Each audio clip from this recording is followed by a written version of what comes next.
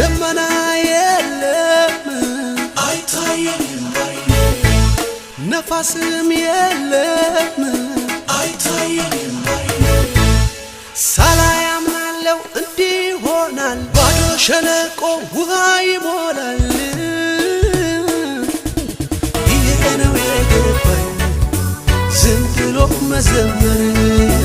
ሁኔታው ያለ እግዚአብሔርን ማክበር ይሄ ነው የገባኝ ዝም ብሎ መዘመር ሁኔታው ያለ እግዚአብሔርን ማክበር ደመና የለም አይታየኝም ባይኔ ነፋስም የለም አይታየኝም ባይኔ ሳላይ አምናለሁ እንዲህ ይሆናል ባዶ ሸለቆ ውሃ ይሞላል